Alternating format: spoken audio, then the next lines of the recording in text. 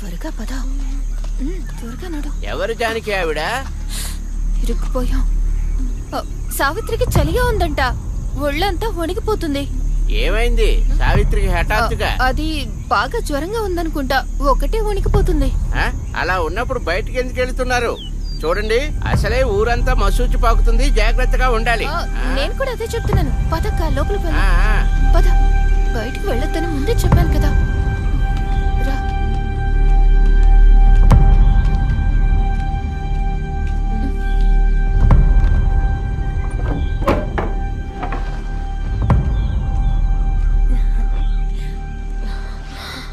అయ్యో, అయ్యగారి కనపడితే ఏదైనా సమస్య వస్తుందేమోనని చాలా భయపడ్డాను. జానకి ఎంత తెలివైంది, ఆ విషయం నీకు కూడా తెలిసిందే కదా. అవును, చాలా. అయినా కూడా మావయ్య గారిని అలా చూసేసరికి నాకేం చేయాలో అర్థం కాలేదు. ఏదో వెంటనే గుర్తొచ్చి నీకు జ్వరం అని చెప్పేశాను. భాగీరథమ్మ ఎక్కడున్నారు? కొంచెం బయటకు రండి. ఈ కామేశ్వరయ్య మీకు ఒక మంచి విషయం చెప్పడానికి వచ్చాడు. అదృష్టం పడితే ఇలా పట్టాలి అంటారు. ఏంటి కామయ్య, ఏంటి విషయం? అంతా క్షేమ సమాచారమే. అర్థం కాలేదా? మహారాజు గారి సలహాదారు ఈశ్వరయ్య గారు ఉన్నారు కదా, ఆయన గురించే. విషయం ఏంటో కొంచెం అర్థమయ్యేలా చెప్పు. అలా చూడండి.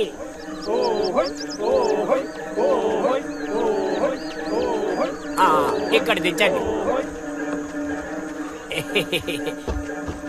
దిగండి మెల్లగా.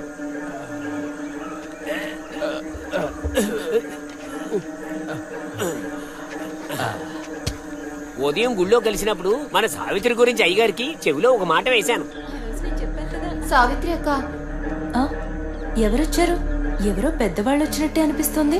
ఎవరో ఒక పండు ముసలాడు వచ్చాడు, సంబంధం గురించి మాట్లాడుతున్నాడు. నిన్ను పెళ్లి చేసుకోవడానికి. నన్ను పెళ్లి చేసుకోవడానికా?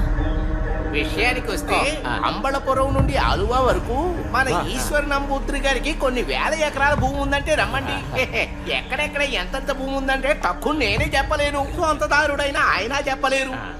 అలాంటిదేమీ జరగదు. మా సావిత్రమ్మ గారిని పెళ్లి చేసుకోవడానికి వీరుడే వస్తాడు, చూస్తూ ఉండండి. అది సరే, మీకెలాంటి వారిష్టం? ధనవంతుడా, మహాయోధుడా? మీ మనసులో ఎవరున్నారు? నాకు మన వేలాయుధ చెగవర్లాంటి ప్రియమైన పౌరుషం ఉన్న మహావీరుడు కావాలి.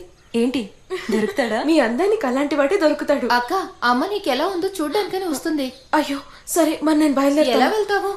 ఇప్పుడు వస్త్రం కూడా కప్పుకొని వెళ్ళలేవు. ఒక మార్గం ఉంది. ఇదిగో, దీన్ని తీసుకో. ఇది నీకోసమే నేను దాచుంచాను. ఇందులో ఏముంది?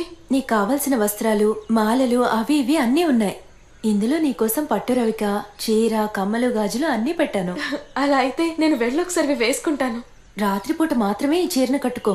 పగలు ఎవరైనా చూస్తే పెద్ద గొడవ అవుతుంది. త్వరగా రారా, అమ్మ వచ్చేలోపు ఇక్కడి నుంచి వెళ్ళిపోవాలి.